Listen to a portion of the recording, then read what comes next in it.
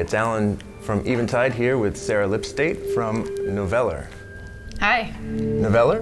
Noveller. Noveller. Noveller. Not noveller. When you kind of use a word that it could be a real word, but it's not really a real word in the English language, you can't really expect people to know how to pronounce it. But that's how I pronounce it, Noveller. That's your current solo project? Solo project. Nice.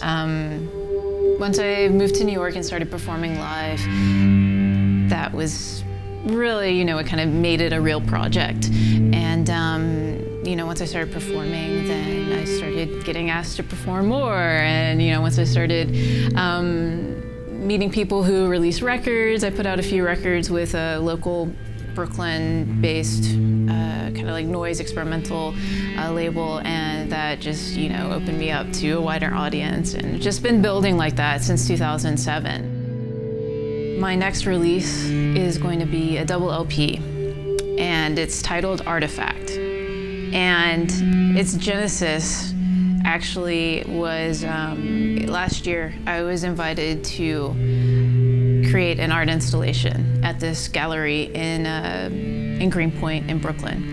I was basically just given this entire gallery space for about a week in February, and I was asked to create a visual component and a sonic component. So I worked with 16mm film, and I took clear leader, so it's just blank film. Mm-hmm. And I took a needle and thread, and I sewed into the film.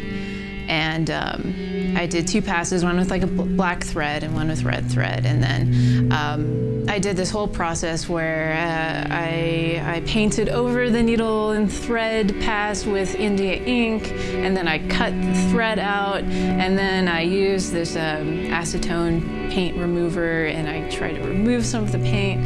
And each time I did something new to the 16mm film, I would do like a transfer of that. So what I ended up with was 4 different documentations of this 5-step process of treating the film and then gradually kind of undoing what I just did. And so kind of ending up back at the beginning, but with traces of the process still remaining on the film. And I called this installation Artifact. And so I had, like 4 monitors displaying each version of that film pass, just like playing on a loop. And I had a live projection. After that, the installation, I did this series of, I did a DVD box set where I made 4 DVDs out of the 4 passes of this crazy 16mm film that I created for the installation. I decided to record onto a looping cassette tape. So I bought 6-minute long looping cassette tapes. Okay. So you have 6 minutes to record, and they just loop infinitely. So I kind of did this whole thing, and I called that Artifact as well. So each time someone bought a box set, I would record a unique 6-minute long piece for that box, for that order. And it was a limited edition thing. It ended up only being like 20 boxes. But each time someone bought one, they got basically their own Noveller piece. So my double LP is a collection of my 12 favorite tracks that I did for this Artifact box set. And I'm pressing that onto vinyl and a double LP. So it's kind of the final, hopefully like the final, object to come from this whole Artifact vision that started last year with this installation. So, yes. Wow. Yeah. So the evolution. I have a feeling the vinyl's not going to be the final thing. I don't know. About just doing like a box set of 12 looping cassette tapes, but that would be a lot to ask of people. Because those tapes are hard to play. Yeah. Yeah. You need special equipment probably. Yeah. Too.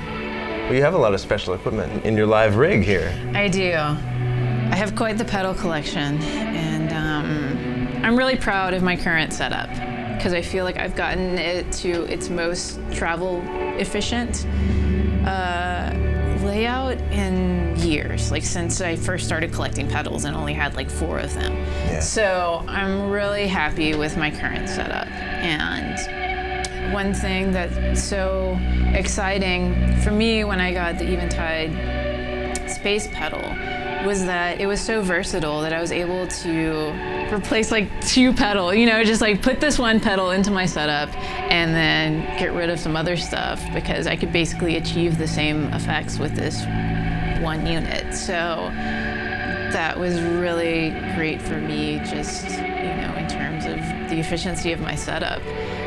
Not to mention like the sonic possibilities that it opened for me.